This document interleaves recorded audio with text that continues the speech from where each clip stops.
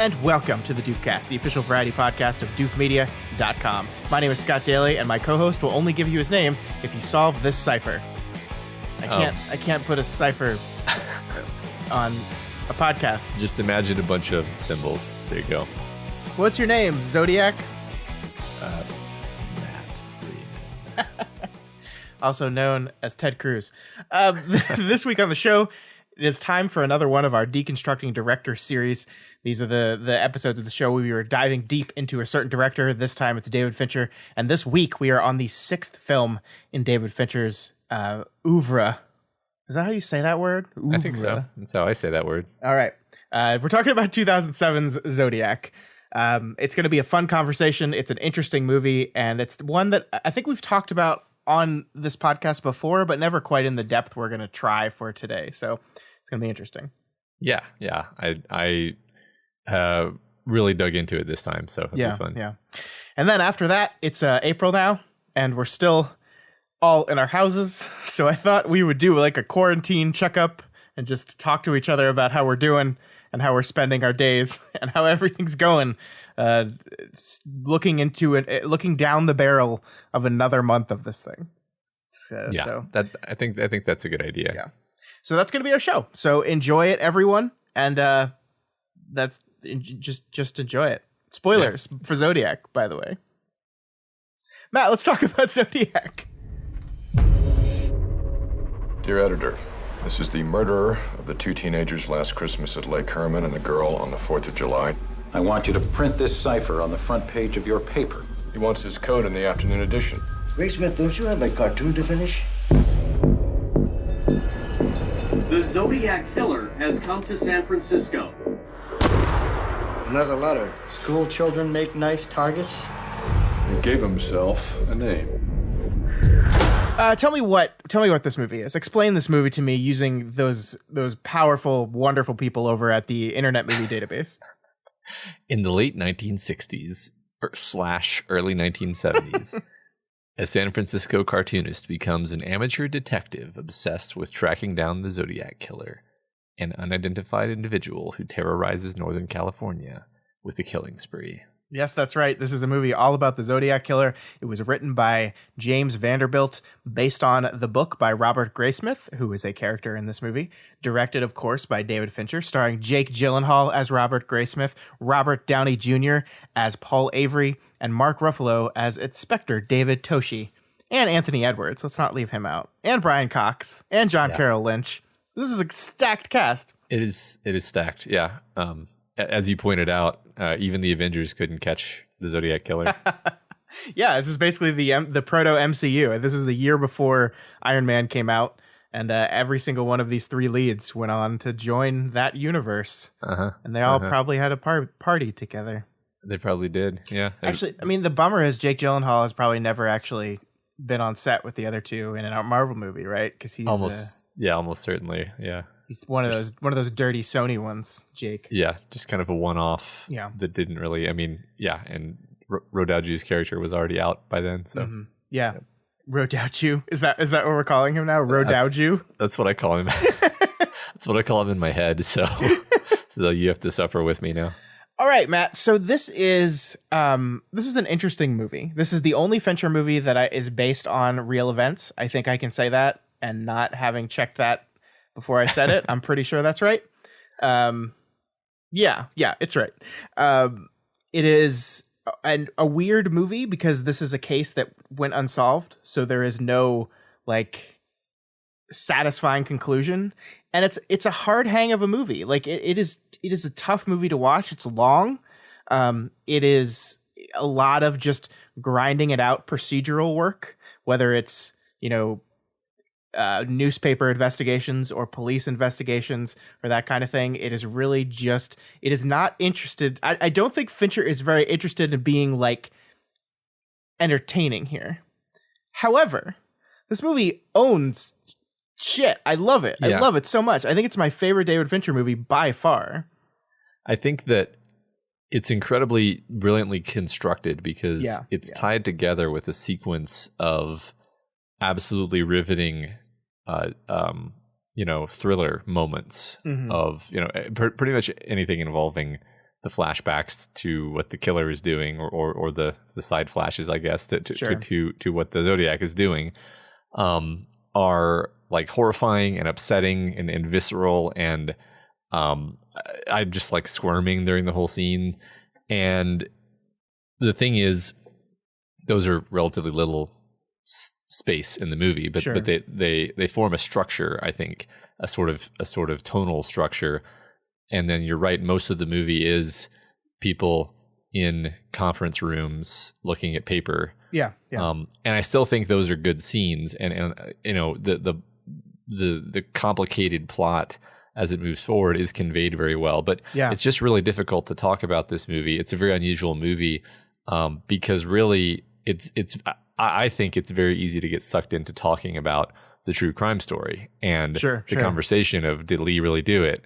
You know, which I think we're probably going to eventually talk about at some point anyway. But I think we have to. Yeah, we're supposed to be talking about David Fincher as a director, but it's like, I think it's inextricable actually to say he basically made this movie because he read a book that he found so persuasive that he was like, well, obviously this guy did it. Yeah. I'm going to make a movie about that. Yeah, but I think there is still some uncertainty in that, though. I want to talk about the final scene of the movie, the climax of the movie, which is basically Robert Graysmith walking into a store, staring at Arthur Lee Allen, and then leaving. And that's the end. That's what's funny, is that's basically the end, but like the real end is more like the murder victim looks at the picture of Lee Allen, and like it's such a dramatically anticlimactic scene, and that's the thing, is the whole ending is I think intentionally anticlimactic, right? Yeah, because it's like, that's it. Yep. The end. Yep. And they never got to him because he died soon after the moment where the first victim identifies him. I mean, it is, but then the partial DNA they got from the Zodiac letter didn't match Arthur Lee Allen anyway. So I don't know, Matt. Like, that's the thing. I don't know. And I do, like, I love this as an exploration of obsession and an exploration of needing to know the answers and needing to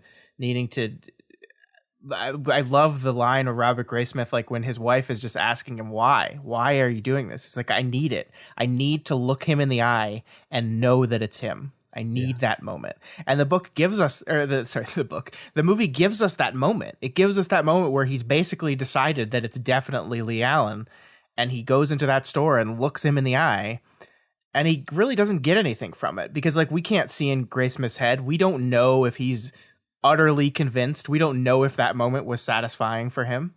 He obviously thinks that it was him, and I've never read Graysmith's book, so I can't say if like at the end of the book he's like, and this is why it was definitely Arthur Lee Allen. But if the movie is based off the book, that's the narrative that the movie agrees with, I think. Yeah, I haven't read it either, but my understanding is that is basically what the book was, you know, pointing at this particular guy. Yeah.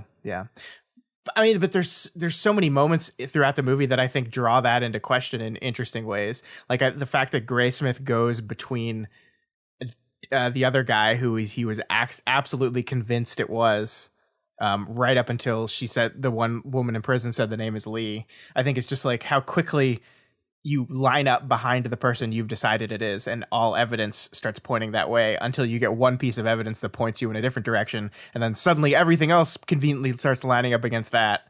It's just really fascinating, like how investigation works, and there's so much to love about the details of it, and I really want to talk about that with you. Like, the conflict in this movie is almost just procedural bullshit. Like that is like the antagonist of the story, because like you have three different counties that are like struggling to share information. No one can collate all this information together. You have the pain in the ass that it is to get a warrant. I think I've never seen a search warrant seem as pain in the ass to get, except in this movie, you know? Yeah, right. I mean, it all culminates in the final scene with Mark Ruffalo, where Jake Gyllenhaal is just laying out all of the evidence laboriously and in excruciating detail, and you're like, yep, that all lines up. And he's like, and basically Ruffalo is playing devil's advocate, but he's just kind of representing the sort of burden of proof that he has to reach, and he's just saying like it's all circumstantial, and you empathize with Gyllenhaal in that scene. You want to throw something because you're like, it's so obvious. It's so obvious. Like that just means he's a really skilled serial killer who has managed to hide all the physical evidence, and like you really need physical evidence. Yeah, this is so frustrating that we need physical evidence when we just know it was this guy. Right. It's yeah. I don't want to zag too far away from that, but I do, just to speak about the plot of the movie and how unusual it is. Like the first. Okay, it has so many movements to it that I don't think it can even be broken up into any kind of sensible act structure. No. But basically, on a very high level, it's like you're following the cops as they look around for suspects. They try to figure things out. They're mostly reactive. Then they find Lee Allen, and they kind of zero in on him and spend some time trying to nail him. They fail to nail him, and then the case just sort of putters out. And then you switch over, like the plot essentially switches over from following the cops to following Jake Gyllenhaal, who is more of a background character up until that point. Mm-hmm. And then Gyllenhaal's character goes on this whole other journey of pursuing other suspects, and then he finally comes around to finding Lee as well. And it's like this weird herky jerk pacing. I'm not even complaining. I'm just sort of describing how unusual of a movie it is that you sort of lose any hope that they're going to find anyone, and then the movie kind of gives it back to you, and then kind of takes it away again, then kind of gives it back to you, and then takes it away again. It's really interesting in that way. Yeah, I mean, I think it's even more so than that, because the movie starts with the San Francisco Chronicle. Like, so the movie starts with a murder, and then we meet Jake Gyllenhaal's character. And then we go to the Chronicle and we meet Paul Avery, Robert Downey Jr.'s character. And then we spend the first part of the movie dealing with the press's reaction to getting these letters. And it is not until probably a good 30, 45 minutes until the first murder in San Francisco happens. And that's when Ruffalo's character gets involved and actually starts. That's the part of the movie where we switch over to actual police work. And that's true. Like, you're totally right. In that we spend, then from that point on, we spend the rest of the time with them doing their police work. But that's a good half an hour, 45 minutes into the movie already. Yeah. And you're right. Like, lining up an act structure, like I could try it, but it would just be like an exercise in frustration, because this movie doesn't follow any typical structures. It doesn't follow any typical narrative rules generally. It's just more interested in the truth than it is in telling a story, which is so weird for a fictional attempt at narrative, like bringing a narrative to a true crime story. Yeah, I mean, and that's, I think, a thing that's important to talk about is how rigid Fincher was in terms of sticking to the actual details of these crimes. Like if you look up the details of the crimes, like all of the details that you can find about the crimes line up with exactly what is shown on the screen. Yeah. He doesn't take liberties, and it's and like that makes it even more upsetting on a level, because it, like I remember watching some movie at some point that was like based on a true story, and of course it's like the most loose connection to reality imaginable. Mm-hmm. There's it like just nothing. There's just nothing to it. Sure. That at least allows you to be like, well, this didn't really happen, so I don't have to like really be upset about these things that I'm seeing on the screen. It's just a movie. It's just a movie. But this, you're watching it and you're like, this happened to somebody. Yeah. This is horrible. And this is exactly, you're absolutely right. This is exactly what we know. I actually read that when Fincher joined the project, he made Vanderbilt like go back to the screenplay and be like, no, you need to research more. You need to get more into it. They actually did like extensive interviews with their surviving victims and with the police officers that were still around, to try to get as much information as they possibly could on each one of those murders.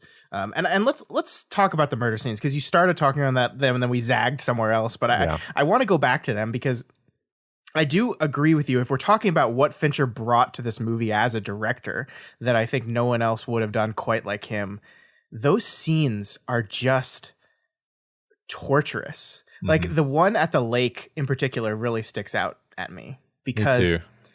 it is long, it is drawn out. Like this idea that like these two people are just hanging out by the lake having fun, and then this guy dressed head to toe in this black mask with the Zodiac symbol on him like marches up to them and like orders them around. Like he orders the woman to tie the man up, and then he like slowly, laboriously ties them up himself, and Fincher just lets the camera sit on this whole thing.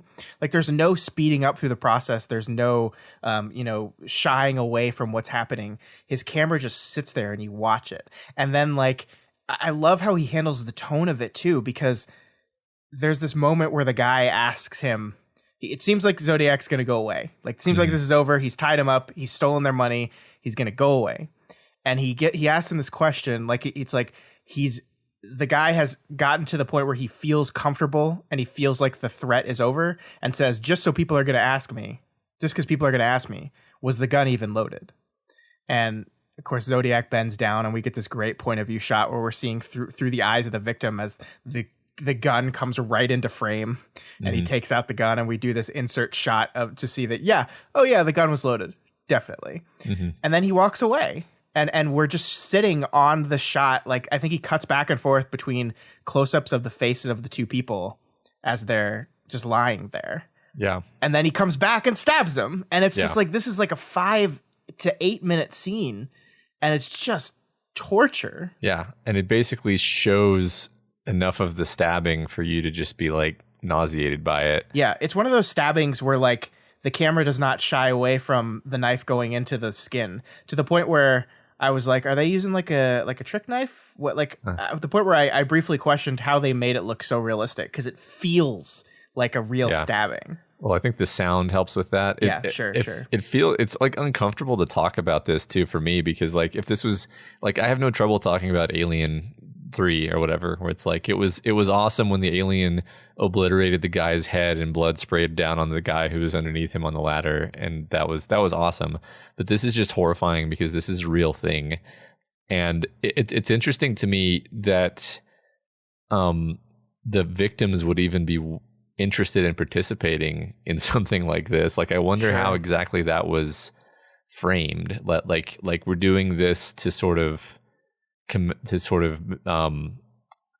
as a form of journalism, maybe. I don't know. It's weird. It's weird and interesting to me. Yeah, I mean, I think a lot of it was about, if you ask Fincher, was about separating the reality from the myth. Like, he doesn't want this to be like the Zodiac. He wants, and that's why he was so interested in the facts.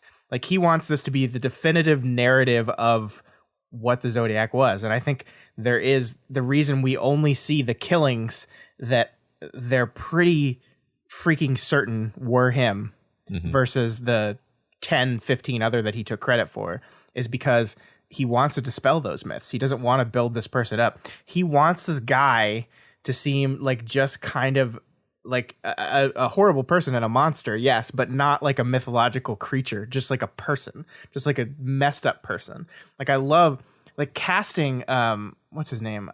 Casting John Carroll Lynch as Lee Allen is just perfect. It's just perfect because he looks both terrifying and kind of pathetic at the same time. Yeah, right. He's just kind of a schlubby looking normal guy. Like, I always actually think of him as Norm Gunderson from Fargo, where he's just this sweet guy who's gonna wake up and make his police officer wife some eggs because he's just such a great guy, and he paints ducks. That's how I see him as. So him being in this killer role, it's very creepy, and I think it's, like you said, it's perfect. It's much better than if it were some like scary looking, kind of intrinsically scary looking dude. He's great. Obviously, my recollection is that like every scene where the Zodiac is shown, it's either not him or like it's not his voice. Is that true? I think so. I haven't looked this up, so I can't say definitively, but I was paying a lot of attention to that this time. I was like, I actually went back, like the one, I'm trying to think of what it was where you get the closest to seeing his face. The woman in the car. Yeah. The baby. Yeah. Yeah. It definitely didn't look like John Carroll Lynch, and has a Yeah. very distinct look to him, I think. Yeah. So yeah, and that was a choice, right? They could have easily just had him record all the sounds and have it be him in the costume, but they didn't want to do that. I mean, why do you think that is? Because they didn't want to definitively answer the question. They wanted that to be part of the discovery of the movie. I think that's right. I mean, because that's the thing is they always picked actors with a similar frame and like baldness and kind of a similar voice. But I mean, I think I'm good enough at voices to be able to say that was not his voice. Actually, I think what they wanted to do was make it so that when Arthur Lee Allen finally shows up in the movie, you're not immediately like, oh, that's definitely him. Yeah, you still have this uncertainty, and I mean, you the thing is, even Graysmith can't really be sure, right? So right. so neither can we.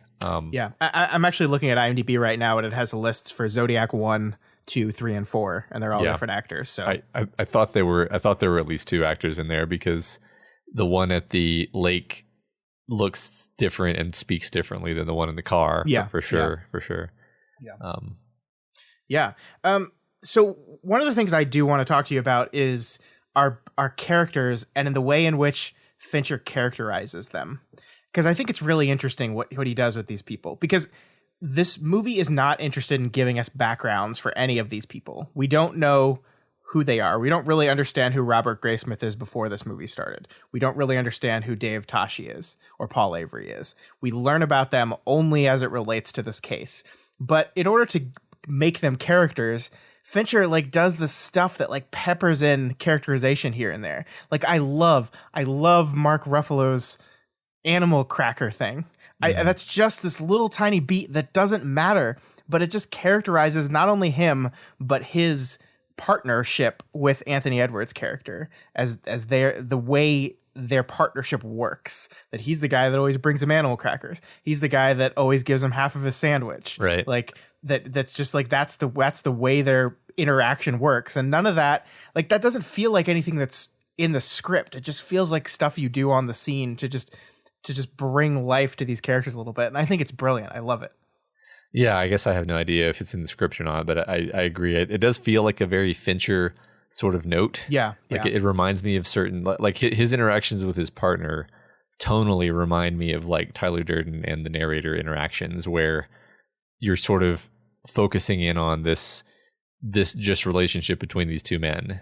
And I mean, I think maybe a scene from this viewing that I don't even remember from previous viewings, but really stuck out to me this time was just the scene where his partner tells him that he's put in for a transfer. Yeah, and he's giving up. Yeah. And it's great because like it's clear that his partner has waited until he's getting out of the car and it's the last time they're going to like see each other professionally to tell him like, oh yeah, by the way, I'm transferring. And he's so like ashamed and defeated and he knows he's letting his partner down. Right. But like he also doesn't really want to admit this, and so he sort of tries to play it off, but he's like unsuccessful in playing it off. There's like so many layers and nuances to both performances, really. As Ruffalo absorbs the news, and I that's like such a small scene and really almost inconsequential, but I just loved how hard it hit this time. Yeah, no, I totally agree with that. I mean, I think the movie has kind of shown that he has this dependency on Anthony Edwards. Like as part of their partnership, he relies on him. He's the one with the car that picks him up. He's the one that calls him. Like someone's calling Anthony Edwards' character to tell him about the murder at 3:00 in the morning, and then he's the one calling Ruffalo. So like there's this dependency there. There's this reliance there, and he's losing that. He's losing that relationship, and it's a defeat. It's the point where I think he really feels maybe for the first time that this thing is going to go unsolved, and that helps understand why he helps Graysmith even when he shouldn't, and ends up getting in trouble for it. He loses his job. I had forgotten about that like not only did they kick him off of Murder Police, but they tried to charge him with writing the Zodiac letter, the one that came out in 87. I forgot, or 77. I forgot about that. I forgot that too. It's funny because I've definitely seen this movie more than once, but yeah, I forgot a lot of details because there's just so much stuff that happens, and it's so like we said, there's so many different plot movements that well, there's there's so many names, right? Like there's so many characters and there's so many names. That's why I think this is like a tough movie. Like this movie did not do great when it came out, right? And I think it's because it's not a very satisfying movie. I think you like hear from the director of Seven, which is why they approached Fincher about this movie in the first place, and you're like, oh fuck yeah, it's gonna be this super tight like exploration of this big important theme that's going to all come together at the end, and it just doesn't. It's a lot of names, it's a lot of grunt work, a lot of people talking, and I love it. I'm not trying to disparage it, but I can see why your average moviegoer would go thinking they were getting a movie like Seven, and they no. Yeah. I think even I probably felt similar to that the first time I saw this movie. I was like, oh, that was a weirdly long, I probably used the word boring movie. That's kind of a lazy word to use, I feel in general, but it's definitely not trying to have the same level of like intensity that Fincher's normally known for. No, yeah, not at all. I think maybe like it's interesting because I feel like Fincher's style, as we've gone through all of his movies, and we're on number 6 now. As we've gone through these 6 movies, his style has become less noticeable and yet more precise and more doing exactly what he wants it to be doing with each subsequent movie. There's very few noticeable camera shots or camera movements or things like that in this movie. It's just technically precise, but I agree with that. I mean, I think as you kind of settle into your style, there's less of a need to be bombastic with it. We talked so much about the crazy intros of these movies, how they're like loud and boisterous and kind of like 90s punk a little bit, the intro to a lot of these movies. This movie isn't that. It's this like, it's a murder followed by this kind of slow, quiet introduction. And then we spend a lot of time following a letter. Like the big thing is like we're just following a letter as it goes through a newsroom. Letter, that's his intro to this movie, right? And I love that scene. I think it's a great scene. But you're absolutely right. It is not drawing attention to itself. I love it because like the Fincher keeps cutting back and forth between Graysmith and the letter, as if to say like, here are these two things that at this time are not connected at all, and look, here is them crashing together. It's a great decision, but it is not. Look at me, pay attention to me, and that's where I think all his work throughout this movie is. I absolutely agree with that. My favorite scene in the world, maybe not just my favorite scene in the movie, but my favorite scene in the world is the interview scene where they interview Arthur Lee Allen for the first time, and there is nothing spectacular about it, right? It is just solid filmmaking from beginning to end. It is just like efficient and like taking every camera angle and using it to its best. And like, so we've talked about this scene on a podcast before. I swear we have, but I'm going to do it again because we have to talk about it. We can't not talk about the scene, Matt. It is incredible. Yeah. I mean, I agree. Let's do it. So I think this is probably about an hour and a half into the movie, maybe a little longer. I watched the director's cut of this movie because that's all I had, but I looked it up and it only adds like 5 minutes of extra footage, so it's not like hugely different, but it might just mess up my times a little bit. But so they are interviewing Arthur Lee Allen for the first time, and all they know about him is that he had this former coworker that claims that he basically spilled the entire Zodiac plan a year before it started to happen. So they're suspicious of him, but in the same kind of way that is like, they've interviewed hundreds of people and they're probably thinking this is bullshit. So they sit down at the table and they're in this, it's like, I think he works in a factory or something. And they're in like the break room of the factory. And so it's like, it's fluorescent lighting. They're in these cheap plastic chairs that I think Fincher like ramped up the sound mix on. So like every time one of the people moves in the chairs, there's this really noticeable squeak. I think it's a really nice touch. In walks Arthur Lee Allen, John Carroll Lynch, big dude, balding, kind of dumpy, but he sits down and the interview starts. And we have 4 characters in a room. And so there's like 10 different shots in this scene, I think, Matt. And I'm probably going to miss them all. But there's over the shoulders of each of our interviewing detectives. But there's also straight on shots where the characters are looking in the camera. And this is where the scene gets powerful, right? Are you there? Yeah. Okay. Sorry. Yeah. Yeah, I was letting you get your head of steam there. Okay. I just want to make sure I didn't lose you because I was talking for. No, I'm into it. Yeah. So, basically, what happens is Arthur Lee Allen lets something slip that they find interesting. Well, first he crosses his legs and he's wearing the same kind of boots that they have the boot print for. Yep. We get this really nice insert shot of one of the detectives seeing the boot, and it's really great because it's a low shot where the boot comes into frame, but you can see the detective's face in the background looking at it. It's just like, it's very well composed. I love it. But then I forget what exactly he says. Something about like the bloody knives that were in the back of my car. That was from a chicken I killed earlier in the day. Uh-huh. And it's like, bam. As soon as he said that, the entire tone of the conversation changes and Fincher snaps to a head-on shot of each of the detectives. It is them straight on, looking right into the camera, looking at us. So we have taken on the point of view of Arthur Lee Allen now, and every single one of them looks at us accusingly. And Fincher cuts, bam, bam, bam. Just 3 shots in a row, each one of the detectives looking at us, and you're immediately uncomfortable. And it's so, because this is a rule of filmmaking. I don't know if we've ever talked about this on the show. Okay, we've done like 200 episodes. We've definitely talked about this on the show. But a rule of filmmaking is you never have characters look into the camera because it makes your audience feel like they're being looked at, and it makes them uncomfortable. That you don't do it unless you want to make them uncomfortable. And that is exactly what Fincher does here. He wants us to be uncomfortable because the tension in the scene has just ratcheted up to 11 because he's talking about bloody knives in his car. Yeah. Right after a murder that involved knives, of course. Yeah. A murder that involved knives. He was in the areas he's admitted he was in the areas at the time. And so the cops are in control now. And so we see everything from their point of view. Or from Arthur Lee Allen's point of view, because he's in the hot seat. Mm-hmm. And so we see those 3 shots, and then we cut back to over the shoulders as the conversation goes on. We see where they notice that he's wearing a Zodiac watch, which has the same symbol. That's a really nice insert shot there.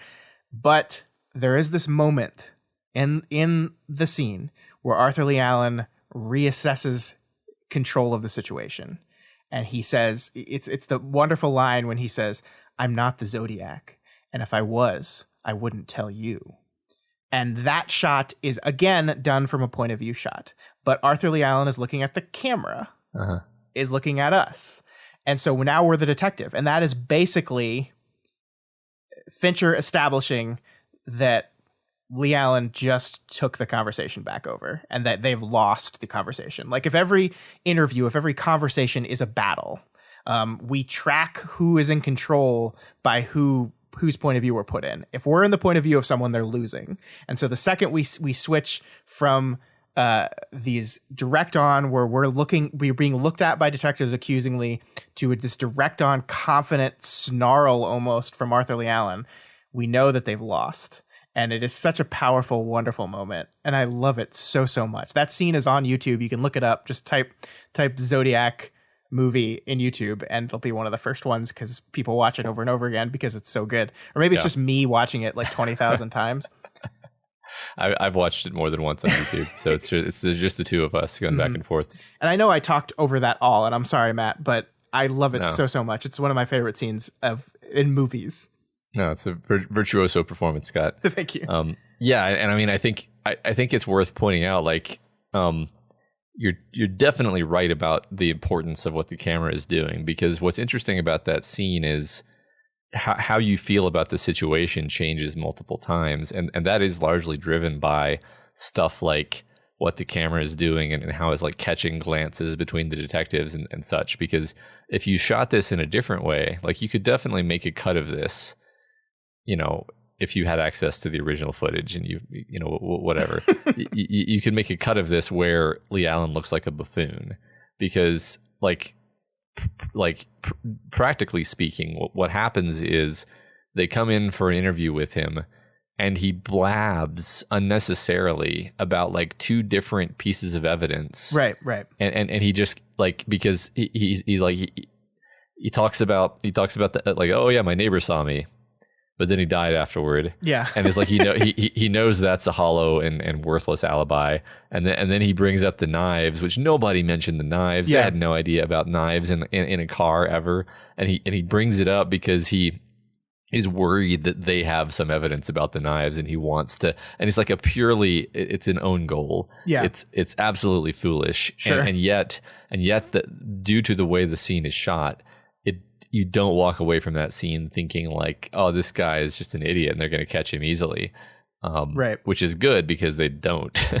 Yeah. And I don't want to undersell the performances by any of the actors. Every single actor in this scene gives just a great performance, but it is the actors and the camera working in tandem in the way that it should in a movie, to build emotion, to build tone, and it just succeeds wonderfully. It's a beautiful scene, and it's not the only one in the movie that is like this. I mean, it's the most distinct and obvious example of Fincher's camera work elevating a scene. Certainly not the only one. This whole movie, like you said, is just people sitting around talking about stuff and looking at pieces of paper that don't like say, this person is the killer on it. It's just boring stuff. It's handwriting. It's blood samples. It's prints. Like I love the scene where we first meet our two detectives when they're investigating the cab scene. And I love their detective work there. Just a scene of detective work where like, but you're not stupid. You put the car in park first. You let them put it in park first. Like where they're like getting into the mind of the victim and the killer in this really satisfying way. That is this reason I love procedural storytelling so much sometimes, because it's just fascinating seeing like people work when they're good at their job. It's just a joy to watch, and the cameras elevate that scene too. It's just all across the board. This is such a well shot movie. Yeah. Yeah, we haven't mentioned who the cinematographer yet is, and I think we should do that. It's a man named Harris Savides, who also he was the cinematographer on The Game, by the way. Just you should know that. Okay, I think that makes sense. I think that's the only Fincher movie he's done besides this one. But he's worked with Gus Van Sant a lot actually. Yeah, that's interesting because, I was going to mention the standard everything is grungy Fincher look is not present in this movie. No. At all. I mean, he definitely is going full on with the period look. Oh my God, the costuming in this movie. Yeah, it's extraordinary. I mean, I wasn't alive during that period of time, but it's just like you eventually just accept that this is real. Like your brain, that's the magic of movies, is at a certain point your brain is just like, yeah, this is like footage from the actual Zodiac killings. Yeah, well nobody looks cool, right? Yeah. Like you want them to. Like you would expect them to Hollywoodize this in some ways. Like Mark Ruffalo's character wears like the goofiest bow ties. He's just like, he's always in goofy clothing. Like plaid pants. Yeah, he's got it's very 70s, but also like I think it's not just the 70s though. These are like goofy dudes in the 70s. Robert Downey Jr.'s character is so clearly an alcoholic from the beginning and just like dresses like absolute shit. And that counters with Grace Smith, who is constantly called a Boy Scout and dresses like it like almost the entire time until he starts like going off the deep end at the end of the movie. And then his wardrobe is allowed to get a little dirty. But until that point, he's just like dressed immaculately the entire time. But none of them look cool. They just like silly. Yeah. So I want to tie together last two topics we talked about, which is you were saying how great the procedural nature is, and then you're talking about the costuming. So I love the element of the handwriting expert, who's I don't remember the actor's name, but he's like this elderly, dignified actor. He's been in everything. He carries this great gravitas to everything, and he's dressed in like just extremely nice suit, and he's very impressive. You're immediately impressed by his bearing and his expertise, and you just trust him. And he's like, I'm sorry, this is not the guy. The handwriting doesn't match. And you're like, oh shit, it's not the guy. And then like much later in the movie, you're like, wait a minute, why are we basing everything on handwriting? But like it's such a fun sleight of hand that I think it is a lot to do with the storytelling and the directing that just makes us believe him. Yeah. Even though later on the movie itself is like handwriting isn't really like a science, you know? Yeah. It's actually like, I love that especially nowadays, we've come to rely on that kind of evidence less and less and less because it's just not reliable. It's just not consistently reliable. Like, you just don't know. I love the part where like they linked the Riverside killing to Zodiac, and they took a handwriting sample off of a wood carving, and even in the 70s, they're like, who carves wood in their own handwriting? Like this, right. I love it. That actor's name is Philip Baker Hall, by the way, the one you were thinking of. And yes, he's like a character actor that has appeared in like everything. He's been in 180 different movies. He's wonderful. He's great. Yeah. So what else to talk about? I feel like there's so much more I can say about this movie. I like Jake Gyllenhaal is one of my favorite actors, and I love that he can play the Boy Scout. Like, I look at a performance like this, and I look at a performance like Nightcrawler, and it's like night and day, but you can still see the core of the same performance there. Like, he has this kind of nervous energy to him, even when he's the straight-laced Boy Scout type, that I just find, like, enrapturing. Yeah, right. I mean, like you see a few flashes of like anger under the surface of this character. Yeah. Like not in a way that makes you think like, oh, this character is a psycho. He's gonna go crazy at any moment. Just like, oh, he's a human. Like he behaves in this very clean cut way. Like, do you smoke? Once in high school, but like he's still a human. He still has all these depths to him. That's the kind of thing that I love about Gyllenhaal's performance. Is like you said. I mean, even Nightcrawler, it's like the opposite, but in the same way, if that makes sense. Where he's completely locked down emotionally, and there's only a few scenes in that movie where you see the flash of like the rage that's under the surface. Yeah. In both cases, it is a total transformation where neither of those people is Jake Gyllenhaal, but it's still sort of the same technique of. Oh, this guy doesn't seem so. Oh, he's actually a monster. Okay, but no, I agree. He's a great. I mean, everybody in the movie does great. So speaking of forgetting things, like that, I kind of forgot what a big part of this movie Robert Downey Jr. is, and we haven't really talked about him that much. No, yeah. But he is kind of the main character for a period of time. Sure, that's what's funny is the movie changes main character several times, but he's kind of the main character towards the beginning, and his disaffected and cynical nature is just perfectly employed here. It's great. It's a great performance. I love when he's wearing the "I am not Robert Avery" pin. I think that's really wonderful. And I mean, like I love the examination of his character with Mark Ruffalo's character and how they kind of end butting heads about things. Like it is really. There's under the surface, there's like a real kind of like thematic examination of the ways in which the press and the police work both together, but then in conflict when it comes to the investigation of crime. Yeah. Because a lot of the early parts of this movie is dealing with that conflict, that like there's this idea that, well, the newspapers decided to run these letters, and that might have been a bad thing to do because all this guy wants is attention. And then Avery goes off and, like, without calling or consulting Toshi, like, brings in the Riverside case, which I don't even know, like, the movie, like, basically decided that was just wrong, right? Like, that they're pretty sure that was not Zodiac. The one that happened 3 years before any of the ones we saw in the movie. I'm going off of this just because the movie didn't recreate it for us, and I'm assuming that anything that's not recreated is not part of it. I think that's the perspective that the movie wanted to take. Yeah. I think that's supported. Yeah, because that's the one where the handwriting was taken off of the wooden desk, and they're like, "What?"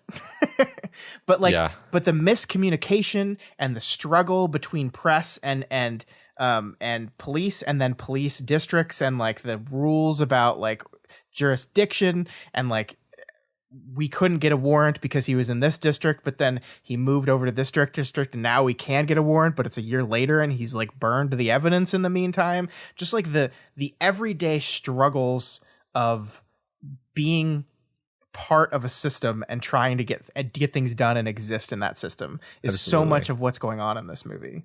because I think toward the beginning, you really, being trained by movies, you really want this to be a movie about how the Hulk and Iron Man team up and like they get over their differences, right? They argue, sure. they butt heads because they have conflicting agendas, but in the end they realize they both want to catch this guy. Mm-hmm. And then they find the clue only by combining their knowledge that they have separately.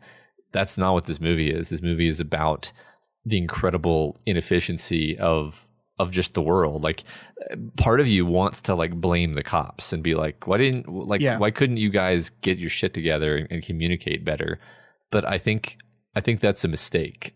I think this is just how things are. Like, different people just know different things. And I think, in 2020, so much time and effort has been done to kind of eliminate a lot of the problems that existed at the time. A lot of them just technological limitations, right? Like these two precincts don't have fax machines. They can't even fax them things. They have to mail them or bring them to them by hand. And I think there's been a lot of work at like interdepartmental communication. I know that was like on the federal level, one of the huge things that happened after 9/11 was the idea that the FBI and the CIA did not communicate at all. And it made like, first of all, preventing that kind of thing, but also investigating after the fact just torturous. And like the government said, like, we can't let this happen ever again. And that has trickled down to police offices as well, the sharing of information. Of course, technology has greatly helped in that. But yeah, I think the movie doesn't want you to blame the cops.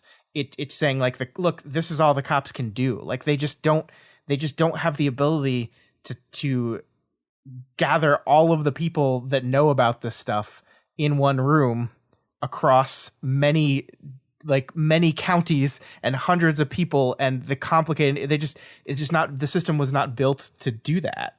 And so really the only person who is capable of doing that is a person like Robert Graysmith, who just gets so obsessive with it that it destroys his marriage. And he gets obsessed with it like long after, like it takes him years to figure it out. And right. And even in the end, he can only put together a picture which is very persuasive, but is still not enough proof to do anything about, which is kind of I don't know how to handle that. Like I was about to say that's like an indictment of the way we do our justice system, but then it's like, but like, what are you saying, Matt? You want to be able to press charges based on circumstantial evidence? Because that's probably not what I actually want. That's not what I actually want to say. But in a situation like this, you're just like, but look at another thing like that movies sort of do inevitably and unavoidably, and books too, really, is like, there's the scene where the detective takes him into the evidence room, and he's like, this entire giant shelf of boxes full of paper, and also that one over there. And then the movie just only shows us the critical things. It doesn't show us the 10,000 pieces of paper that he had to sift through to find that stuff. And so like it's easy to get the mistaken impression that like all you had to do was look at the evidence and you would have seen these connections. And it's like, you have to just happen to look at the driver's license of the one guy and then know that he said what his birthday was at some point. Right. Just you have to have kind of a superhuman ability to cross-check all of the information against itself, which no one has.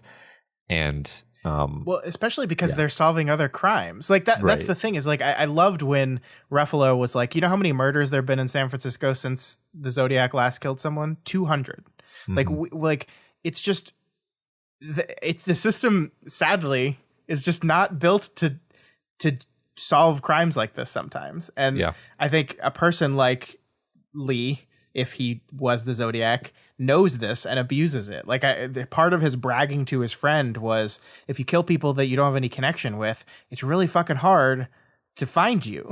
If you're smart enough to wear gloves and you kill people that you have no prior connection with, detective work to get back to you can be really fucking hard, and you'll probably get away with it. And that sucks. But like, what else do we do? Right. I think a lot of this is the struggle of that, like a system in which the status quo is wanted, but there are people who want to see justice done as well. And where that exists. And I think Ruffalo's last line to Gyllenhaal is like, finish your book.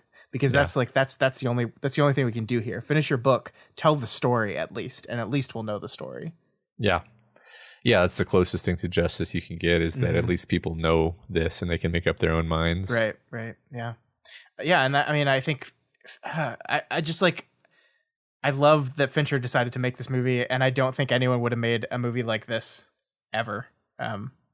Just like it's so unique, and that's why I love it. I love so much of it. It's beautiful. It's really beautiful.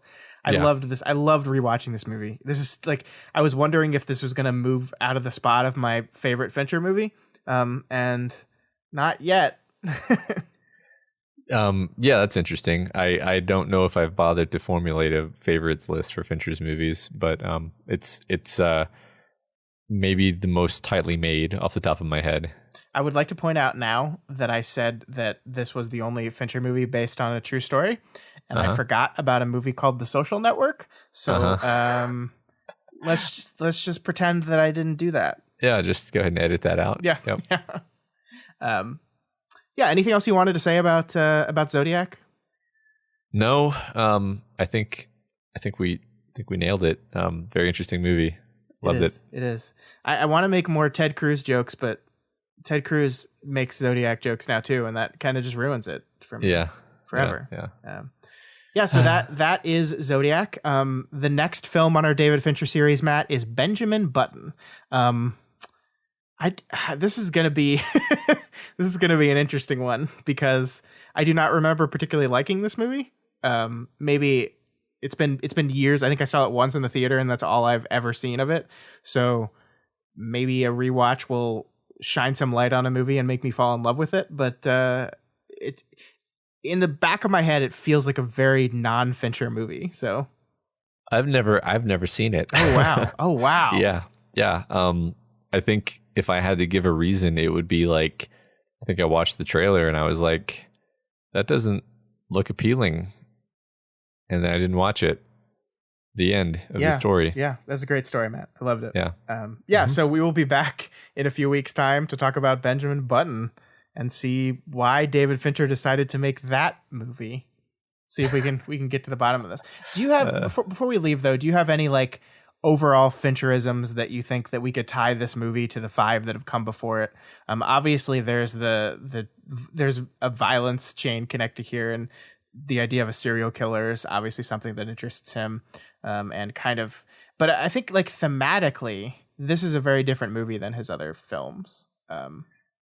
It feels very different. Yeah. It's not. I think that we tried to draw some kind of through line between the other movies about like individuals dealing with identity crises, and or struggling with identity. Full stop. And you could kind of argue that, you know, Graysmith has this conflict between being a cartoonist and being a kind of a puzzle solver, but honestly, that's just a true thing that actually happened, and so it's not like this is a theme that he's exploring. This is just I was gonna say it's just a true thing that happened. It's not a theme, but of course it can be both a theme and a true thing that happened. So maybe I'll revise that slightly and say that he is continuing to explore this idea of individuals struggling to figure out who they are through the character of Graysmith. Sure. Yeah, no, I think that's fair. I think that's definitely fair. I like that. Cool. All right. Anything else? Nope. All right. So that is Zodiac. Go watch it if you haven't. Doof. Hey, Matt. Yep. How about that coronavirus? So yeah, it's quite a thing. Yeah. So I think I'm always going to have this really interesting memory in my head of you and I the Thursday night before everything went crazy, chatting about how we were on the cusp of everything going crazy. And then it proceeded to do exactly that.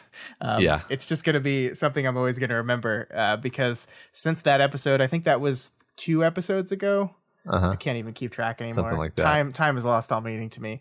I haven't been to work since then. I've been working from home for, I think this is week number 3. Yes, this is week number 3 of working from home. But also, I am no longer working at all, Matt, because I am on mandatory PTO for the next this weekend, next week, and maybe beyond that. I don't know. So I am just chilling now. which is kind of a weird, nerve-wracking experience, right? Yes. The uncertainty, and I don't know. I feel like it's just sort of a journalistic impulse to talk about what this is like, because it's going to be hard to remember what it's like later. Mm-hmm. But for me, there's been this sense of like you're going up to the top of the drop on the roller coaster, and you're like looking at the people on either side of you, and you're like, "Hey, there's a drop coming," and they're like, "Yeah, I see it too," and then you're all like, "What should we do?" And then everyone's like, I don't know, and then the roller coaster drops because Sure. there was nothing you can. I mean, all you can really do is do what we're being told, which is don't go out in public unless you have to buy food or whatever, Right. and just try to hold it down, try to hold it together, and get through it, and not if you feel stressed about it, try not to take it out on people and all that kind of being a good human stuff. But yeah, it's interesting how I've sort of vacillated between being anxious and stressed out about it, and being like, oh well, this is kind of nice actually, because I just kind of get to be at home, and I think I've oscillated between those states like 50 times since this started. So. I'm both very, very sick of being home all the time. Uh-huh. And also imagining what it's going to be like the night before someone tells me I have to go back to the office for the first time, and knowing I'm going to be absolutely miserable. And I'm saying this all recognizing that I am very privileged to be one of those people who my job in this whole thing is to sit at home and do nothing. Like, I'm still getting paid. I do not have to go out really except to go to the grocery store. Like, I am so extremely lucky that this is all I have to do. There are many people out there that have it considerably worse off. There's many people in the healthcare industry that are basically risking their lives to go to work every day because they have to do it. And we are very lucky, but it is surreal. I mean, like, we were talking the other day how the weekend box office at the movies last weekend was $5,000. As compared to this time last year, which is when Avengers Endgame came out, it was $200 million something dollars. So it was 100% drop in box office. Yeah. I mean, that is outrageous. It is insane. It is like, this is beyond anything. I think the unemployment rate doubled. Like, people filing for unemployment insurance doubled again this week. Yeah, it was something like 10 million people applied for unemployment this week. I think it was 6.5, because it was 3.3 last week, which was bigger than any other time in history by a whole lot. And then that doubled to 6.6 this week. So it's 10 million overall. Over the past 2 weeks. And it's just, and I don't want to spend too much time on the negative parts of this whole thing, because that's going to bring everyone down. But it is just, we are living in history right now in a way that I've never really experienced. Like, I remember 9/11 as a day, and I won't forget going to school that morning. But like, honestly, my day in, day out from 9/11 did not change that much, Like, there was a brief time where I was like worried because I was about to be 18, and I was like, oh God, what if we get in a giant war and there's a draft again? And there was that fear. But like, for the most part, just kind of kept doing what I was going to do anyway. Yeah. Graduated high school, I went to college, like, nothing really changed. But the world is shut down and everyone has to stay in their house all the time. Yeah. I mean, you just said we don't want to go dismal on this, but I worry that we've really only, it's possible that we've only seen a metaphor that I've used a couple times this last week is like, we've spotted the meteor on the telescopes, and everybody has freaked out because we know the meteor is coming, and everybody's freaked out trying to figure out where the meteor is going to hit.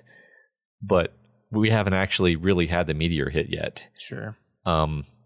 Which is a very depressing way of framing it, because the implication, of course, is that the meteor in this metaphor is some combination of the fallout of the shutdown, the economic fallout, and the consequences of the virus itself killing a horrifying number of people. Right.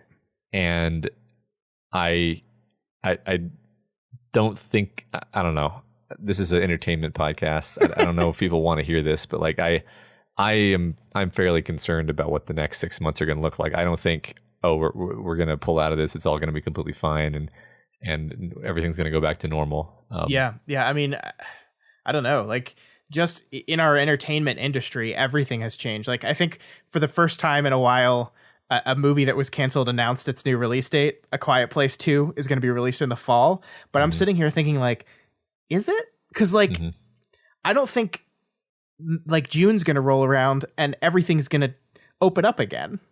Like, I think first of all, I think it's going to have to be staged. I think they're going to be, like, slow, like, reintegration. Because if you just, like, flip a switch and everyone goes outside again, people are going to get sick. It was all pointless if we do that. Right. So yeah, I honestly don't know. And to turn this to a little bit more positive, how you been spending your time, Matt? What have you been doing? Have you been watching stuff? Have you been what have you been doing with your kids? Because I know you've had your kids. I don't have kids, and I've never been happier to not have kids. Yeah, I mean, when I have my kids, I think it's great, actually. It's, we get to hang out. We go on long walks, which they actually enjoy, weirdly. I definitely didn't enjoy walks when I was a kid, but I think it's just because there's nothing else to do. Sure. The interesting thing about kids is that they will figure out ways to have fun with whatever is like I remember being a kid and like we would have to like live in hotels for periods of time because we would like be moving, and those are like the happiest memories of my life because like it's like the less options you have, the more you have to be creative. Sure. And that's kind of what's happening for them, I think. Yeah. And I try not to let them just watch TV all the time. It's really interesting because they have these Zoom calls with their teachers every day, and like it's fun watching them sort of self-educate a little bit, even though they're little kids. Sure. But like they're kind of excited to be able to show their teachers what they've done, and so they don't take a huge amount of prodding to actually do some amount of work in a given day.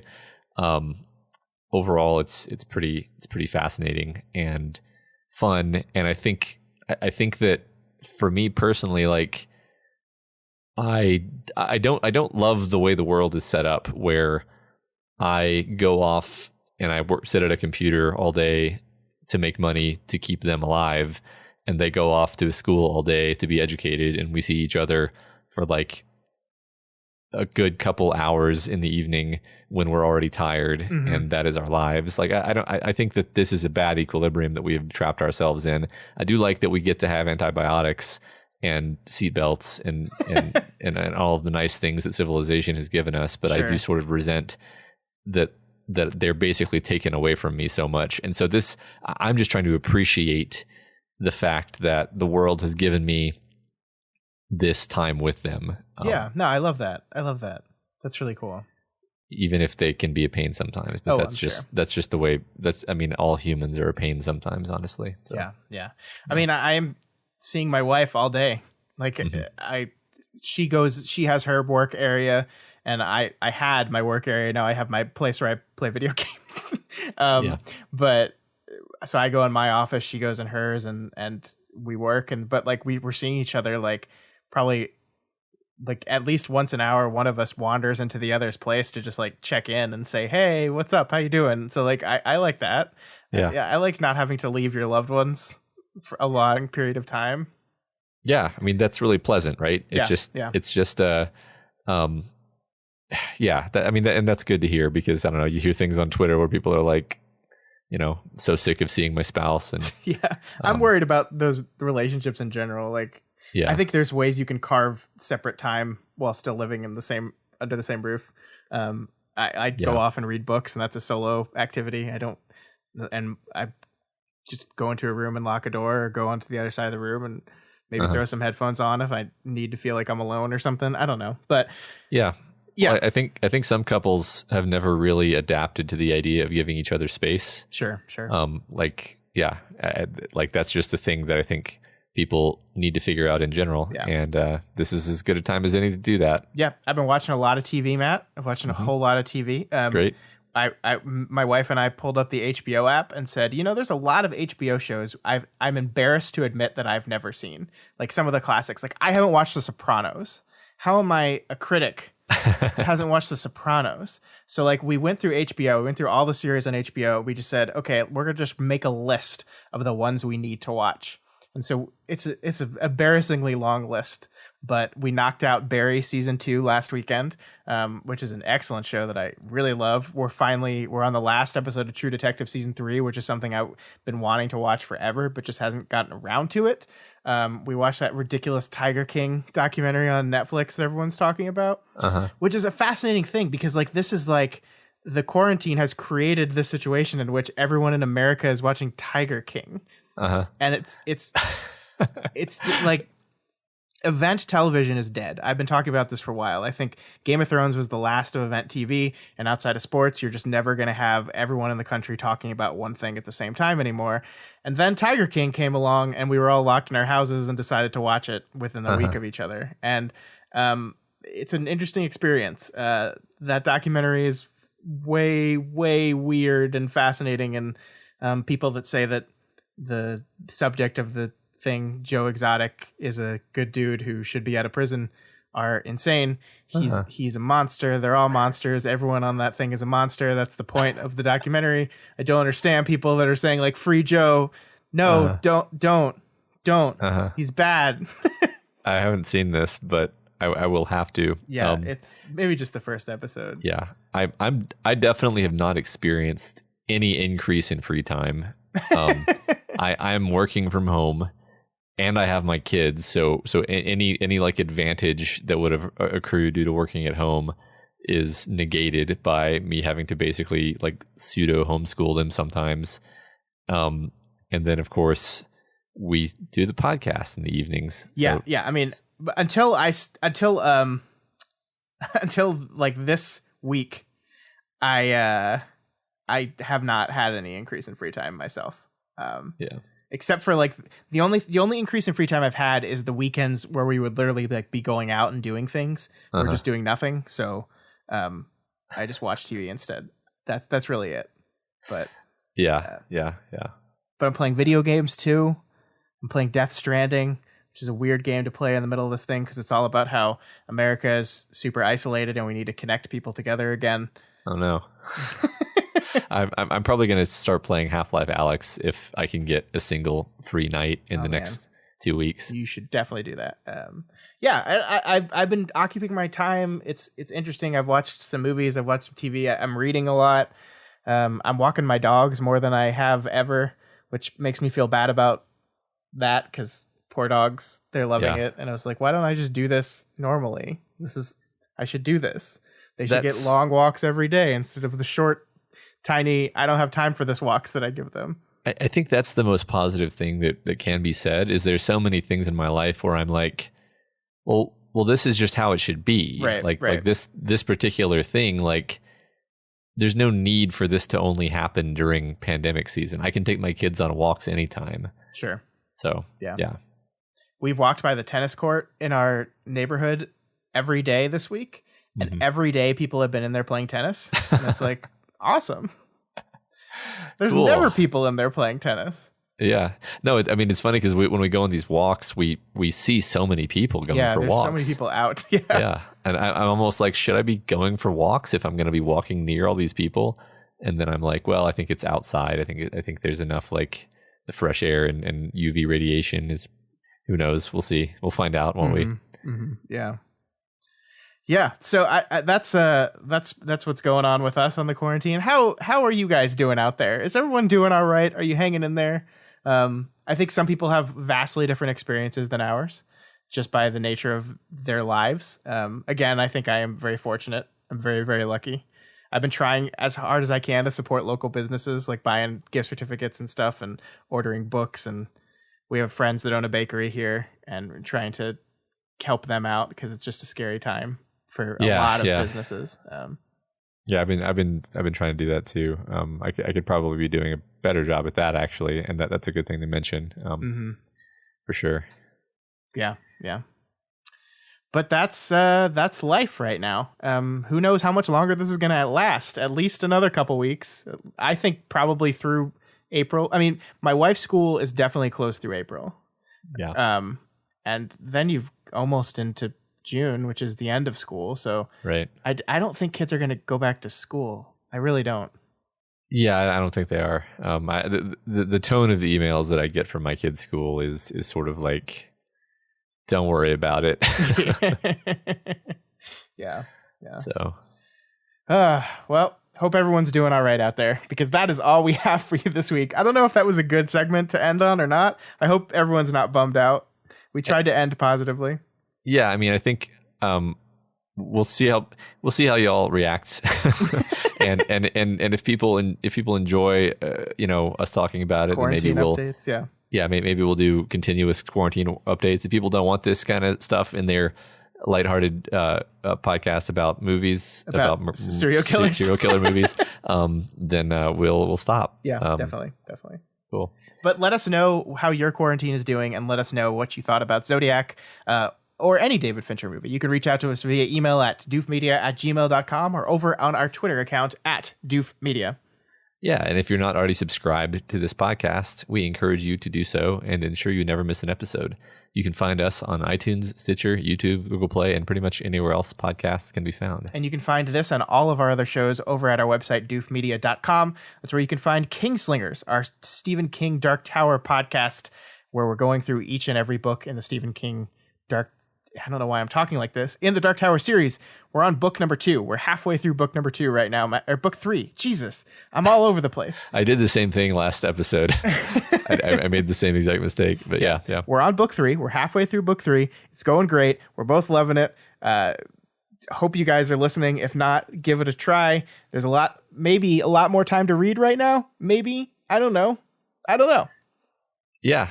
I mean, I hope there's more time to read now. Yes. Yeah. And if you like what we do here and want to support us, you can become a patron of Doof Media. Head on over to patreon.com/doofmedia and pledge $1 a month or whatever else you can afford. And all this money goes right back into the business and keeps us afloat. It's a scary time. I understand that. But if you want to support us, we will appreciate that very, very much. Yeah. And of course, please consider rating and reviewing us on Apple Podcasts, because that's something you can do regardless of whether money is tight. Mm-hmm. Every review on there helps us get more exposure, and it introduces more people to the content that we're making here. Yes, absolutely.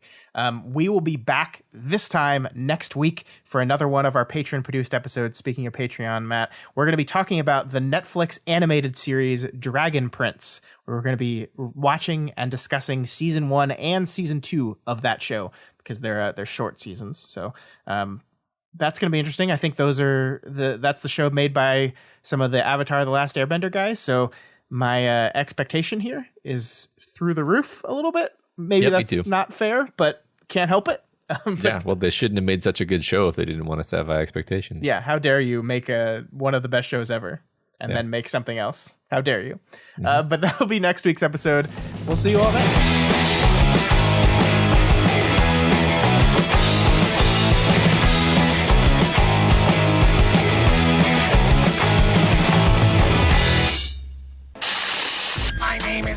And you'll do what I say. My name is Doof, and you'll do what I say.